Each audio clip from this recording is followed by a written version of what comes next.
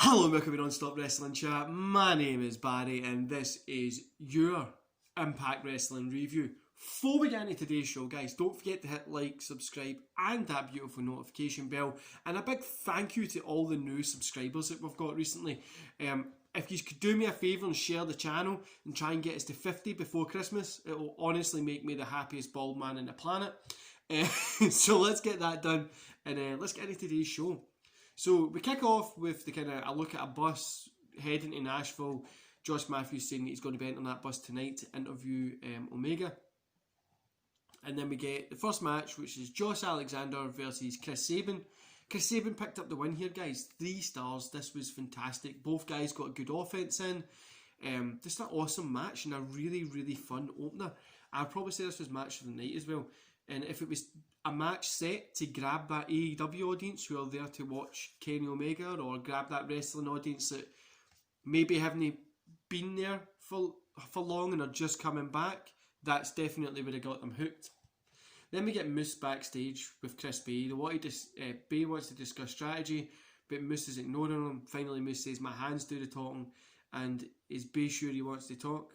Bay says he should be nicer, especially since he'll be the world champion after Final Resolution, and Moose says he guesses we'll talk to you after this Saturday. Oh. Then we get Brian Myers versus TJP. This was a great match again, guys. Solid, enjoyable match. I'm glad Myers got the win here. He really needed it and definitely is the way forward. But 2.5 stars I gave this. It was a solid, enjoyable match. Then we got Eric Young versus Cody Deaner. 1.5 here. It was only like 3 minutes, just over 3 minutes. It's too short to really give a decent star rating. That's why I've gave it 1.5. Deaner didn't lose anything here. Eric Young looks strong, so it works for both parties and it done what it had to do. After the match, Joe and Eric Young attack Cody and Jake. Attack Cody, and Jake comes in to a rescue. That doesn't work well as he gets took out by Doran. Eric yells that's what you get. Then Rhino comes out with a pipe. Young and Doran leave. Doran's trying to get back into the ring, but Eric Young's holding him back, so I'm guessing we're going to get something there. Then we get the Knockouts Tag Team Title Tournament match, which is Kimberly Deonna Purrazzo versus Valkyrie and Rosemary. Valkyrie and Rosemary picked up the win here. 2.5 stars. It was a solid match. It wasn't too long. It was like 7 minutes, I think. Valkyrie and Rosemary got the win which they deserved. They deserved to go through in this. The right person won here, pretty much. It was a good and enjoyable match. Then we got a couple of segments, advancing stories, doing stuff that needed to be done. Nothing really like, if you haven't been, it'll catch you. Pretty much what we're there for is to catch you up on the stuff that you've missed and to help advance stories for Final Resolution this weekend. But yeah, then we get Sami Callihan in the ring. It's time to cut a promo. This is where this guy can talk. He's really good at it, and it leads into Edwards attacking him. Then we get Chris Bay and Moose versus Rich Swann and Willie Mack. Bay and Moose picked up the win here, which was expected. 2.5 stars, guys. This was a really good match. Bay and Moose deserved, obviously, the win here. And yeah, I've really enjoyed it, and I'm looking forward to Final Resolution after that. So then Matthews walks into an empty bus and doesn't see anything or anyone. He takes a seat down. Then Callis and Omega come out. Omega has his AEW World title with him, and then Callis says, "Do I see history getting made? We're going to take the nameplate off and put Omega's nameplate on." That was pretty cool. One of the best parts from this interview was Omega. He points out that Matthews was close with Ambrose in Tough Enough Season 1. I actually thought this was pretty funny because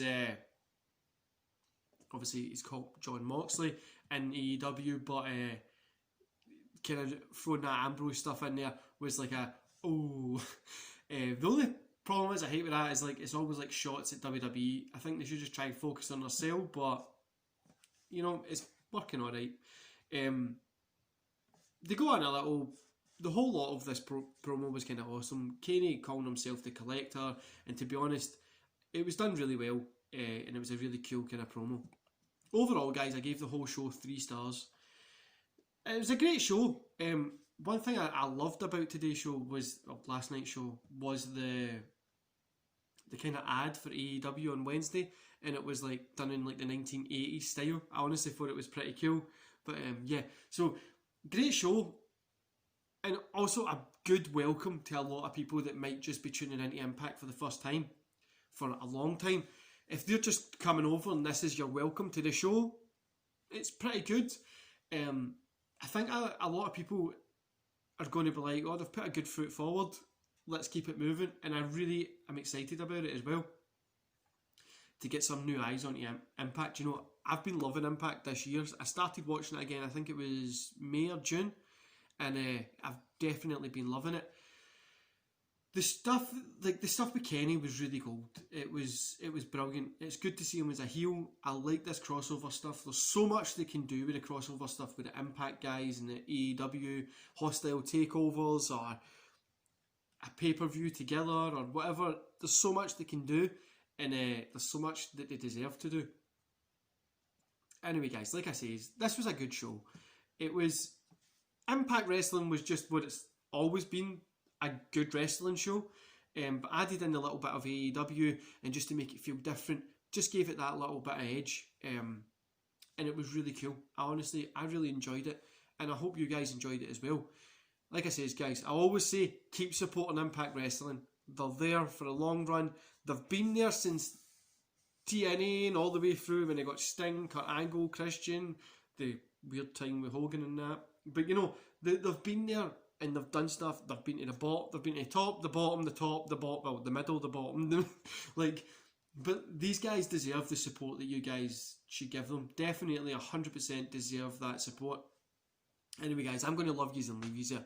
Don't forget to hit like, subscribe, and that beautiful notification bell. Thank you for all the support, guys. Honestly, it's making me giddy in the morning to get up and make these videos. I get up at 3, 4 a.m. in the morning, go to the gym, start work, and taking that break to make these videos is a little bit easier when I know there's people out there that want to listen to me talk about wrestling. Anyway, guys, enjoy the rest of your day, and I'll see you here tomorrow for AEW and NXT review. See you later.